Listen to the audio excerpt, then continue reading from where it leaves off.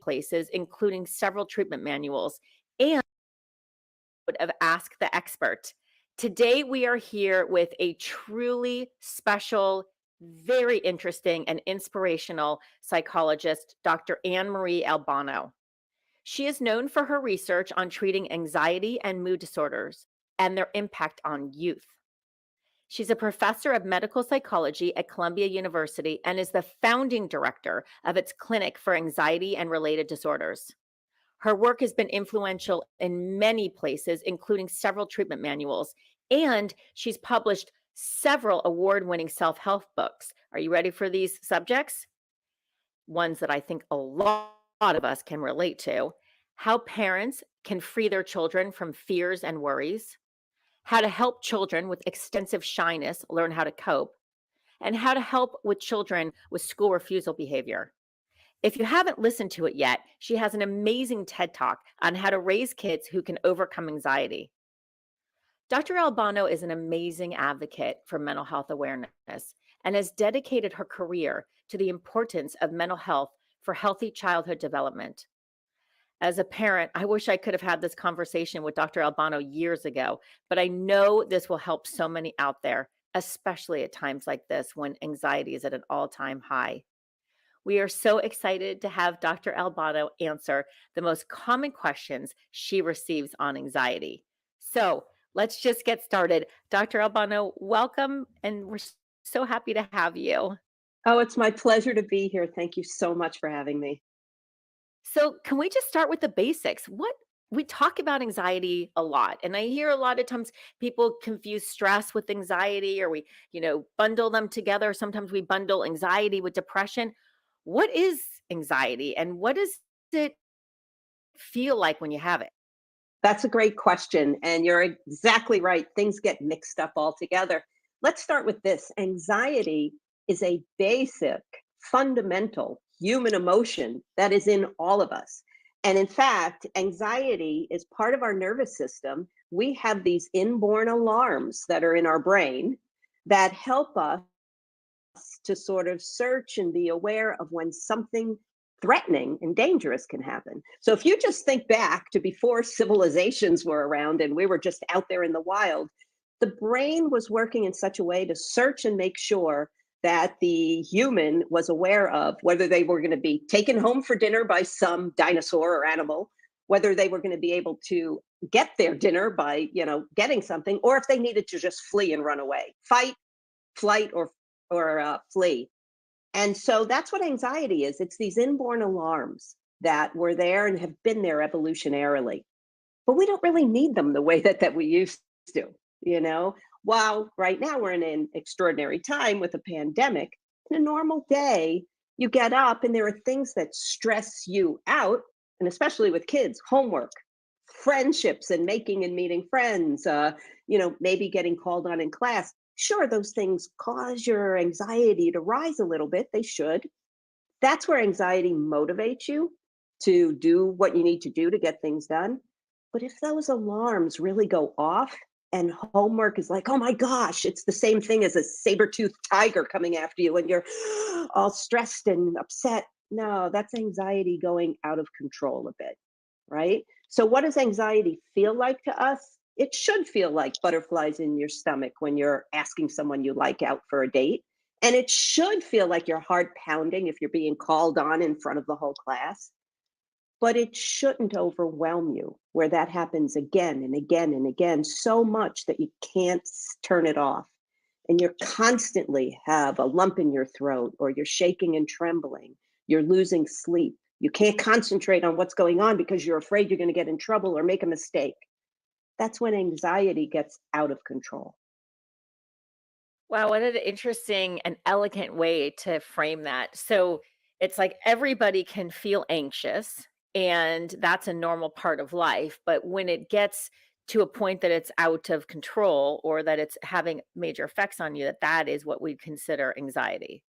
That's right. And the way I explain it to kids and parents these days is we all carry anxiety around because, like I said, it's a normal part of us. And we want to think of it like we're going on an airplane. You want your anxiety to fit in your overhead bag and fit in the thing, in the bin on top and maybe slide it up in front of you under the seat, but not that it's falling out on the aisles and hitting the person in front of you. When you have too much anxiety, other people can tell oftentimes. You're asking the teacher again and again, can you help me? I don't understand. Is this the way to do this? You're constantly running into your parents' room in the middle of the night. You're calling your friends and checking on things, or you're afraid to do things. That's too much. That's the bags are too full. They're busting open. So we want to bring that in under your control again. Be packaged nicely so it works for you instead of against you. I love the analogy of the airplane because it's so visual and you can see it. So when it comes to kids and anxiety, how often is it that the child or the adolescents themselves acknowledges that they have anxiety, or is it the people around them, like their parents or their teachers? Well, that's also a very good question because the interesting thing is we know that children can suffer with an anxiety disorder for 2 to 7 years before someone calls it to their attention to get help. Wow. And the reason why is because we do, you have to think about things, tough it out, be a big boy or a big girl. We tend to not recognize anxiety readily because it's so internal. You don't know if someone has butterflies. You don't know how much they're suffering inside and what they're saying to themselves. And so we do know these conditions begin very early. By age 4 or 5, children can have anxiety disorders. We know they grow in prevalence over time. And so the more it goes on, we have to have parents and also teachers and others around pay attention to what the children are doing. And if they're not doing the things that are typical for kids, that's when we want to worry about them. So I got to ask this question, and there may or may not be a right answer, but where does it come from? On the nature nurture kind of scale, are these things that we're born with? Are these things that as parents we do to our kids? Or is it a combination of both? Well, but you just asked the question that I actually built a program around for parents. And part of that is, are these things that we are born with? Well, the answer is in essence, yes. Yes, in that because we all have nervous systems and because they function in a way, as I said, with normal human emotions, anxiety being one of the major ones, it's there. So anxiety's there. Anxiety does tend to run in families. So there are, we think, some, biological bases, some genetics that contribute to the risk for anxiety. So that may be there. You can, think about it, grandma who maybe didn't leave the house or the uncle who wouldn't drive on the highway. There's many different ways we can think about family members in the distant past and stuff, and those close to us who have had anxiety. But the question I really want to get at is, did I do this to my child? And my answer to parents is no, you did not do this to your child. No. Now, what happens? Think about this.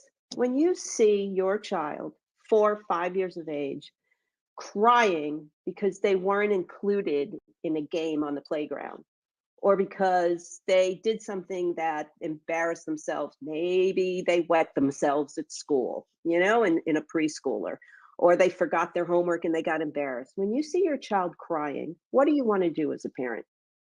Cuddle them, hold them, take the pain away.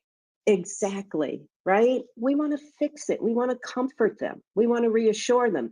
And especially when it's things that they get embarrassed about or they cry about, we want to make it better for them. So what happens is the more a parent tends to do that over time, if the child doesn't have the opportunity to struggle and learn how to problem solve and deal for themselves, it's not that the parent causes the anxiety or makes it worse. It's just it allows the anxiety to stay in the picture.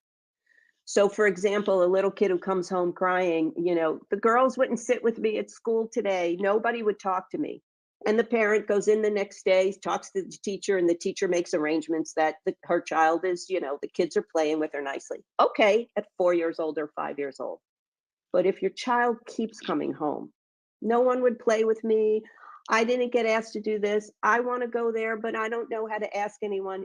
at 8, at 10, at 14, if the parent is still intervening and arranging things, then the child doesn't learn the skills to manage on their own. So that's where it's not that you're causing anxiety. What we want to do is we want to step back and get control of your anxiety, what you worry about as mom or dad stepping in and say, wait, what do I want to teach my child in terms of these types of situations and how to handle them themselves as they age? That makes so much sense, and so it's like the reaction to things is almost more important than the stem of where they came from. What worries me is I have a high schooler, I have a senior in high school, and the anxiety around college is so great. And being that it's my third kid and he's a really smart kid, like the child is going to go to college. Like, there's no doubt. And where he goes isn't going to define what he's going to do. And I know that Exactly. as a parent, but the level of anxiety that's put on these kids, especially these kind of high performers, it's insane, and I personally, I feel for it I what I feel for it as a parent, it's every stage. It's like, you know it, as a parent, and you've seen it if you're not a parent with your friends, but it's every stage. It's, you know, are they walking at the right time? Are they talking at the right time? And this person's kid's making better sentences, and this kid's, and then you get through preschool and you get to elementary school. I mean, with each stage is, and then you add the physical piece on top of it, and this one's Right. athletic and this one's not athletic. And so there's just so many places in life it feels like you could have a inherent natural disposition to anxiety, and then you can layer on it maybe some sacrifices or circumstances in your life that could make you even feel more anxiety. And then there's just life itself, which can be anxiety provoking. But I love what you said earlier about this isn't life or death, and this isn't, fight or flight. But yet I think we sometimes make it, and I'm gonna stop my rant here in a second, I promise. But No, no, keep going. part of what I worry about too is that during this pandemic, when we're also isolated, and kids who are meant to be connected and meant to be with each other and to play, they're isolated. I think it feels like that creates more anxiety, or maybe anxiety is the wrong word, but more internal focus on themselves that's almost not as normal. As there's not as much kind of natural buffering of kind of feedback, and just it's a lot of time to ruminate, if you want, about whatever it is. Like my kid would be college, where I don't think normally if you're in school and with friends you have less time to focus. So I that was a long-winded question really, but I'm just curious if as we've gone on and expectations have been greater, is that creating more anxiety? Okay, I want to unpack a lot of what you said because you really nailed it really nicely in a big package here. But let's start with a few things. One is the environment and context is so critical. Yes, the kids will have anxiety and they'll have times when it's higher and lower during the course of development. And the fifth grader has a different type of anxiety than the ninth grader, who has a different type of anxiety in terms of what causes anxiety, from the 12th grader or and from the kid in college. The key for parents is recognizing that there are tasks and challenges to life, as we all know, that happen throughout adulthood. I mean, I'm sorry, that happen throughout childhood and adolescence. And the kids have to learn how to manage new challenges, from learning how to change classes, pick extracurriculars on their own, advocate for themselves with their teachers, and so forth. These things all cause anxiety. So, helping kids to problem solve, not giving them the answer and telling them how, and not judging them for whether they do something that's, doesn't work out well. That is important. And you will have your child with you, telling you what's going on and asking you for your guidance all the way through, if you refrain from judging and trying to over control or overprotect them. They'll come home and they'll say, this happened and I chose X and it didn't work out. What do you think? Can I do Y or Z? And you could say, yeah, let's weigh that. All right. So that's a key to helping them learn how to overcome things and helping them to learn how to manage anxiety and not develop it a dependency on you or the idea that I can't do things. Because they've got to change all the way through the environments, the context, everything gets mixed up and moves along. It gets more complex from elementary to middle to high school to college and beyond. All right. So that's number one. The second, one of the other things you talk about is with the pandemic, we've seen a number of different things happening with kids who have anxiety already, and now they're at home and they're doing online school. And one of the biggest things we're seeing is they feel relief from not having to be in the classroom. Relief is the enemy of the good. Is that the way to say it? Relief, when you feel relief, ah, I'm glad that cocktail party was canceled because, really don't know what to say around those people. They're more successful than me. Or I'm glad I didn't have to go that appointment with that doctor. I don't want to hear if there's any bad news. Relief is not a good thing. These are things that say that's a challenge for me. And same with a kid. I am so glad I don't have to walk into that school where I'm always called on, or I worry about being embarrassed in front of others, or I get mixed up and forget things, and then I feel behind. So the kids with anxiety are able to hide again. They're pulling their heads into their shells. They're turtles, and they're the ones who are getting forgotten. When it comes to going back to the classroom, what we found since they shut down in March and the kids who had to go back in the fall, the ones who had anxiety previously were tougher to get back into school. All right. The big way to combat anxiety is counterintuitive to what you think, but it's what we know. You fall off a horse, you got to get back on it. We have to help kids get into the situations they're afraid of and learn how to manage the anxiety they have, which may be completely natural and normal for that situation, but learn how to override it and let it be there while you still perform or manage and handle a situation. Come on. One of the things with my young adults, they're always like, I'm not dating anyone. I can't date anyone. I'm too anxious to date anyone. And I ask them, what happens when you or see someone you're attracted to?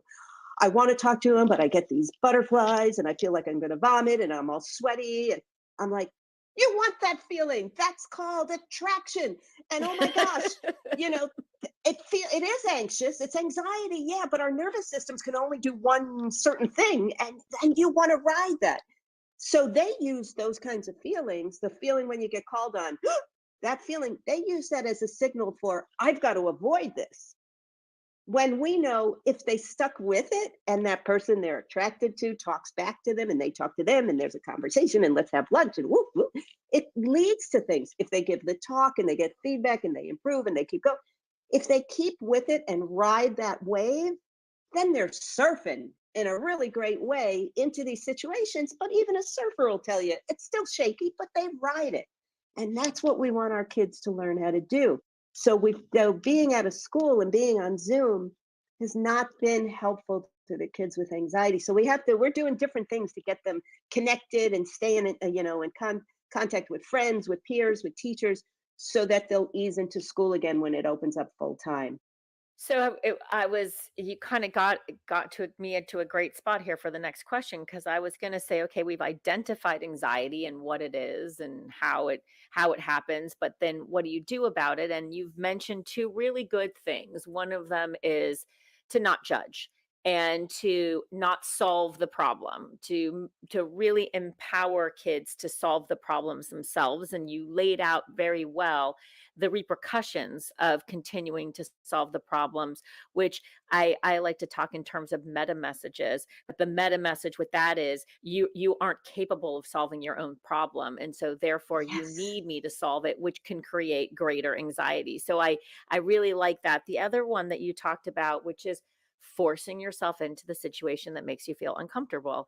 And That seems very intuitive, right? I mean, you think about, like, if you don't like heights, right, what better way to, live at the high building and kind of force yourself every day to go out on the balcony. So I think those are some really good tips. What other practical tips do you have for parents out there?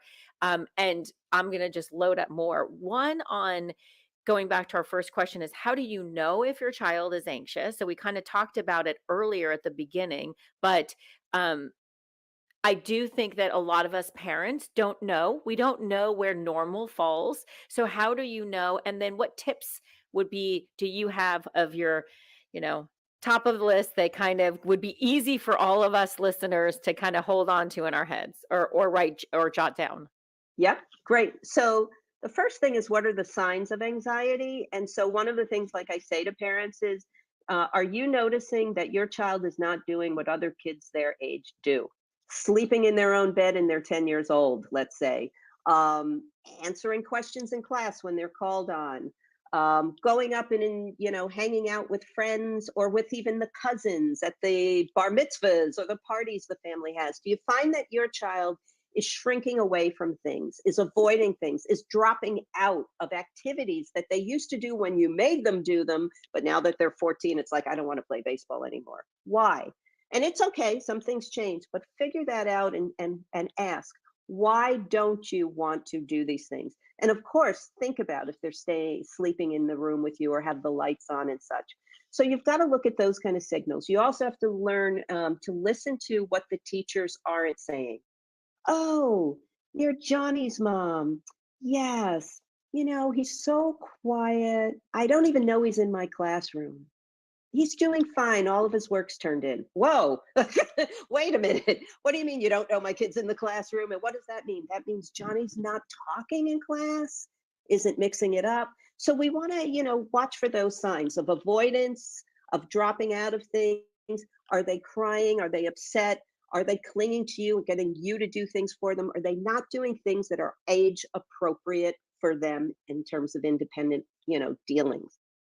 So those are some of the signs, okay? And kids will cry, kids will throw tantrums, kids, especially younger ones, to avoid things, they'll make excuses. I don't go to parties because everybody in my high school of 4,000 kids are on drugs and I'm not like that. It's like, oh, wait a minute. Maybe some are doing things, but not everybody. So you got to ask, what are the excuses for not doing things? Okay. And think about what's rational and realistic versus what may be exaggerated to get them out of something.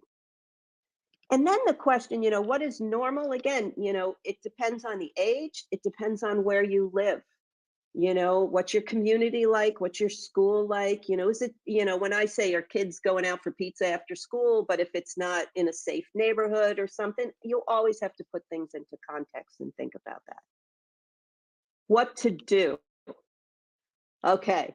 This is the number one thing I'm going to let parents know. And it doesn't matter if the person is 7 or 70. If they have anxiety, they haven't learned how to soothe themselves. This is really and truly, and think about the friends you have who can't be alone. That if they are in a taxi, they're calling you. If they are in a grocery store line, it's like, forget it, I can't stay here, I'm leaving. They don't know what to do if they're home alone at night. They're, that every TV and lights on and they're calling people nonstop. Well, it starts very young that you have to learn self-soothing. This is where parents should walk out of the bedroom before the child falls asleep and, have things like teach them how to put themselves back to sleep. Do they need and want something soft and fuzzy? That's fine. But we want them to learn how to soothe themselves. So when they're upset and they call now on the phone and they're hyperventilating, it's like, breathe. When you start to breathe and you calm down, we'll talk. But don't try to convince them that they are going to be calm. They've got to work it themselves. So this is number one. I would teach them as parents. I teach my parents of kids how to do deep belly breathing and practice that with your child before they go to bed at night. And I have parents do it before you go to school in the morning. Deep, slow breaths that go slowly down your windpipe and blow up a balloon in your tummy. That's an inhale, and then exhale to let the the air out. Inhale, exhale. These belly breathing, deep breathing is a wonderful soother they could do anywhere and people don't even know they're doing it. All right. Other tips. Let me ask you as parents to think about when you're doing something and you're messing up, what's your inner voice saying to you? You're And an just as it, yeah, idiot. what, You right? screwed up. Exactly. Now, if you were with someone observing someone and they were screwing up, how would you tell them that didn't work out and how to change it? Would you say, "You idiot, why did you do that?" No, so this is what I want you to think about is your child needs to learn to have an inner voice to say, "Whoa, what's happening here? It's not going the way I want, or I'm afraid of this, but hold on. What can I do? Let me stay calm and let me examine this. That's a dog. It is barking, but it's behind that fence. I can keep walking by and it's going to be okay. And I could even go across the street, but I don't have to turn around and run home." You see, they've got to get a voice that coaches them to assess the situation quickly, stay calm, and say, "How do I manage this? The teacher called on me. I don't have my work done. Oh my gosh, do I break out into tears and leave? No, I say, "I'm sorry. Can I talk to you after class?" Help them problem solve. So this is what we call the internal coach, recognizing what's happening, what's realistic to do, and then show that I can. We call these stick tasks. This is the other thing. Get practice in dealing with the situations that are difficult for us. And like you said, we have to get kids into the situations, but not throwing them in the deep end of the pool. We break things down into a ladder of success, small steps all the way up to the big steps, let's say. And so that's the other thing. Give your child plenty of opportunity to practice doing the things they're afraid to do again and again, and getting more and more complicated as you move along. Now, if they can't do this on their own, there's always cognitive behavioral therapy, and we're always here to help, and we're all over the place to try and find people who do CBT. But that also, a therapist, we call ourselves, anxiety coaches, coping cat coaches, you name it, feelings coaches, because, we don't want kids to feel stigmatized by what is a normal emotion that, again, sometimes runs amok. We're big advocates of CBT at Psych Hub. We actually do a training for providers on CBT for adolescents that we collaborated with Columbia on. So we do believe in it so much. I fear that part of the problem, because all of this is so helpful, and for parents sometimes we know what to do, but there's some work that the parent also has to do, because we value ourselves in, and I've seen this, I did over a decade in private practice as a therapist, as a psychotherapist, that I'd see parents who would value their parenting skills and how good they are as a parent by how comfortable their child was, right? If their child was uncomfortable, then they weren't doing their job, especially people who gave up careers to be stay-at-home moms. It's almost like, if this is my full-time job, my kid has to be perfect because I sacrificed for this. And these are real first world problems, I understand. But I think it plays into the anxiety of that helicopter parent. So I want to make sure we impress that on parents, is like, let's also take a step back and look at, how do we value success as a parent, and having our child have no anxiety or taking care of everything may make us feel good, but that may not be what's in the best interest for our kids. So I really like the things that you have mentioned. I'm like looking at, I wrote down, took notes while you were talking, which is the self-soothing. And I know I did the Richard Ferber method with all three of my kids, and I was mean about it. I was like, at 6 weeks, I was like, but that was because I learned about self-soothing in grad school. I had that gift. And I remember Richard Ferber, we did like a lecture with him, and heard his guest speaking, and he talked about, if you could learn how to self-soothe when you're a baby that you can self-soothe throughout life. So that really resonates with me. And for all of you parents out there, I haven't heard self-soothing connected with anxiety before, but it makes perfect sense that self-soothing is so important. And what that really means is you got to let your child be a little bit uncomfortable so they can learn how to make themselves feel better. And that's work for you, and maybe come up with some things that you can do during those times where it's super anxiety provoking for you. Somebody recently sent something to me about, what is it, person, place, and thing, right? So it's like, either if you're going to be in a tough situation, find a person that you could talk to distract you while you're letting your child have to kind of soothe themselves. Or, I'm not the expert on this, but I just know about this self-soothing thing. Or a place, like have a place that you could go to take a break from your child. But I think this self-soothing thing is so important for parents. And the deep breathing, I feel like I'm just really learning about that. And you're right, that is an in the moment thing that a child can do or an adolescent can do to help kind of slow things down. But let's talk about the really difficult one, is what do you do? Now, we know parents are going to have a hard time doing this, and we know this is hard for kids, but what do you do for the child who doesn't want to take care of it on themselves, who resists and doesn't want to put themselves in the situation that's anxiety provoking, and they resist so much that it almost is exacerbating to the parent, and they just kind of give up because they don't want the conflict all the time? Well, see, that's like right on the money for where we have a youth anxiety center program, and that is really for our 18 to 28-year-olds whose parents have given up over the years, because as the child ages and gets more, they get older and they get bigger and they get more combative in a lot of ways and angrier about being pushed out of the house to do things.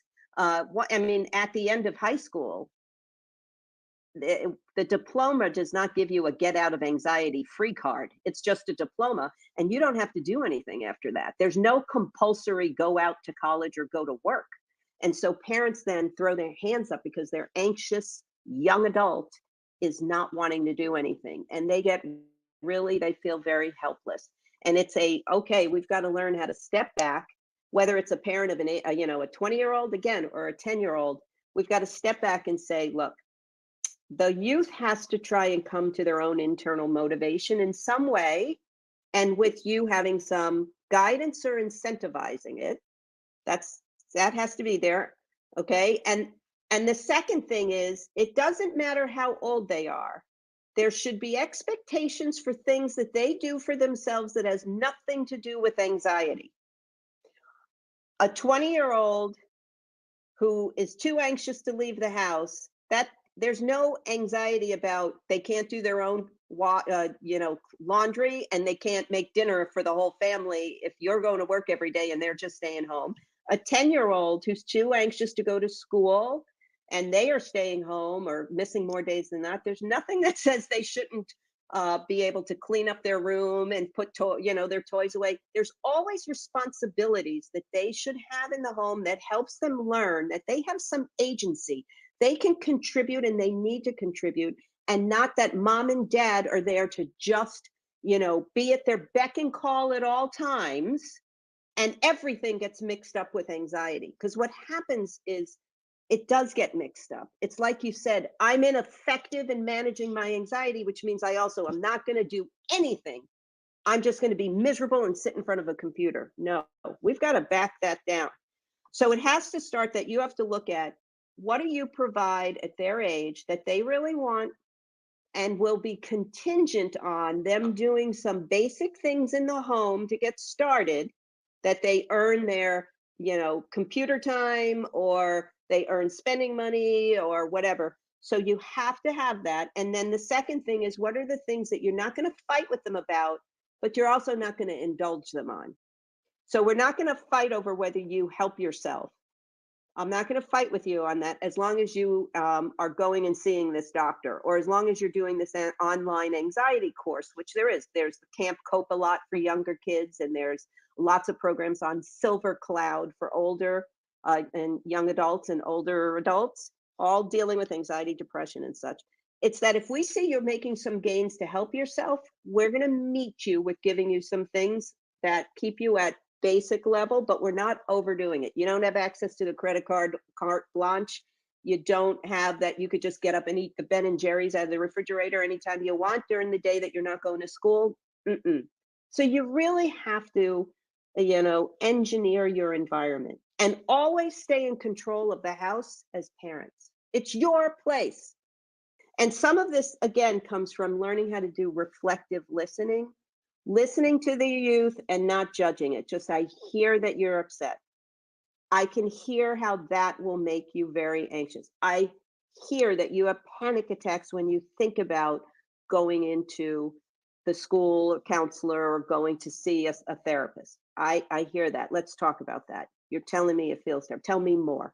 And by not judging and just listening, they do start to talk. They then break down. And again, without judging, then you're like, tell me this. Is this working for you? What do you think? You ask them, what do you think we should do? Because we're not going to be here forever. What do you think we should do at this time? So you get engagement with them. That's fantastic. I think that's a really easy nugget too for parents to grasp.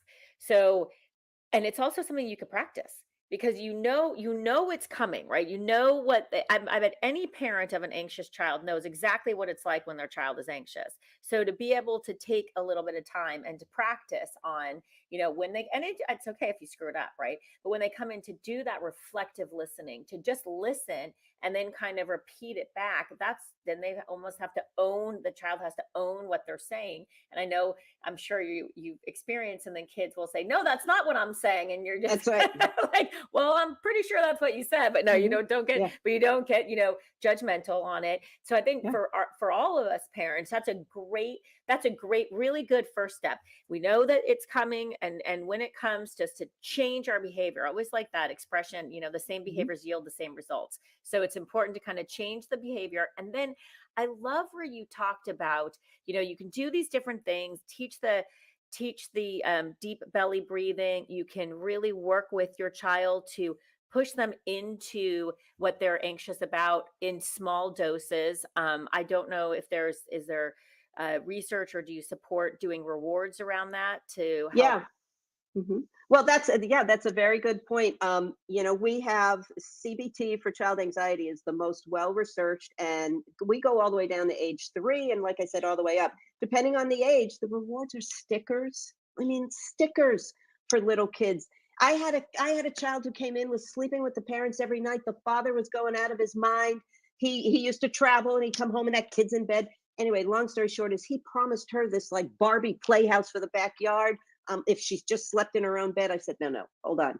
I took out a sticker chart and I said, and I said, listen, if you sleep in your bed all night and you get up in the morning then and eat the breakfast mommy and daddy make for you, what do you want that you would want to eat that you don't usually get? And she's like, I want Fruit Loops. I said, okay, you sleep in bed all night, you eat whatever they give you, and then I took a Dixie cup out. You get a Dixie cup of Fruit Loops. This kid was like, oh, she did it. That's so great. So Kids will work for these things. And, so we do have to use incentives as they get older. The incentives, though, are more around the privileges they want. yeah, that's where I was going to kind of drill down on, because I think that's an interesting pivot. And in the beginning, you can do that, incentivize to try to kind of get them more comfortable with their anxiety. And I would have to imagine too that when somebody can overcome an anxiety, that helps them overcome other things in their Other life too. things. Gives them confidence to go out and try new things, and gives them success and all that, which is so important as we think about all the risks we have to take in life. But when we get to that difficult case where you have a child, and in a certain sense the child has won, right? They've kind of dug their heels in, and getting them to go to school is just so difficult. I love the way that you poise this, where you're not going to punish the child, but that they have responsibilities on them, and it isn't just a free ticket of my, because I worry so many times, and we've talked about this a lot on our podcast about diagnoses and how Yeah, so many people wear diagnoses and then it owns them, and it's that's like, well, I right. They reify it. This yes, becomes who I am. I'm yeah, ADHD. No, exactly. you're not. You're Brian, and you're inattentive at times. And Whatever. yeah, so I love the way that you frame this as, okay, that's a piece of what you're doing right now, and maybe there's no control over that, but there's other things that a Mhm. parent has control over. You live in I my want to house, give yeah. I want to give you three things for Okay. parents. The first thing is that we want to use privileges to leverage. Not that parents get into this trap. She doesn't go to school or she's got so much anxiety, but all she loves is going to ballet. So we let her go. She stays home all day, doesn't go to school, but she does go to ballet class. Wait a minute. These are the kinds of things I want parents to step back and say, you've got to bear in mind that, you're reinforcing staying home from school by letting her go to ballet. You've got to at least go to one class a day to have ballet. And if you don't go to one class at school a day, you can't go to ballet. And it's got to be this thing where you move it up 2 classes, 3 classes, because otherwise then parents are afraid she's got nothing else or he's got nothing else, so I have to let him go to the rock concert, but he's not, doing these other things. So that's one thing. Bear that you're not going to harm your kid by putting some limits as to what they freely do. The second thing is you got to let natural consequences sometimes take hold. Don't finish the homework for the child. If they don't get it done and they don't get it done well or get it in on time or whatever, the natural consequence, let the teacher deal with it with them. Okay. And then we see this with children who are perfectionists, have generalized anxiety issues, or obsessive compulsive. We as therapists leverage natural consequences of what they do. It helps us to teach them how to rein in some things and manage behavior. And the third thing is, this is so important. You got to live your life. Parents who stop living their life to accommodate their kids, that's where the anxiety infuses all of you. The parents who stop working, those, who can stop working, or they never go out to dinner because their kids won't go to sleep without them just staying at home. They don't go away. They don't leave the child with a babysitter. Oh my goodness. You've got to do things for you, and you've got to take care of you, so that first putting that mask on you first, the oxygen mask, before you put it on your kid on the plane. It's the same thing in everyday life.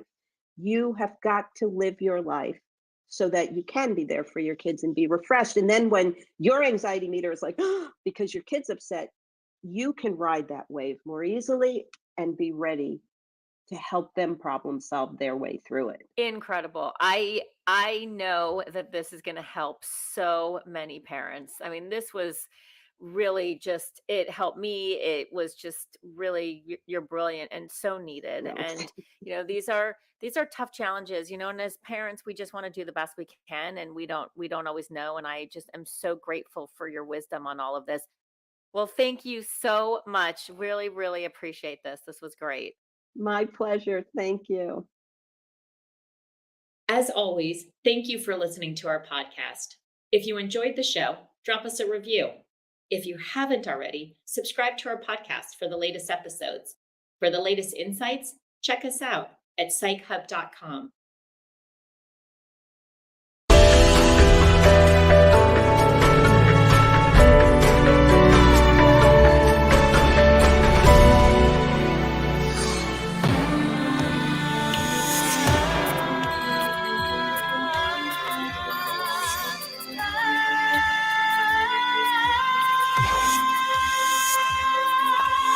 Education is the key to success, and that key needs to As be a child, obtained. I But had there's many certain fears. aspects that need to be fulfilled in order for the students to excel in their academics. Food, clothes, and books are one of the most important essentials that are going to lead to a fruitful and successful educational life. BBT24 is pleading with the public to make donations and help this dream become a reality.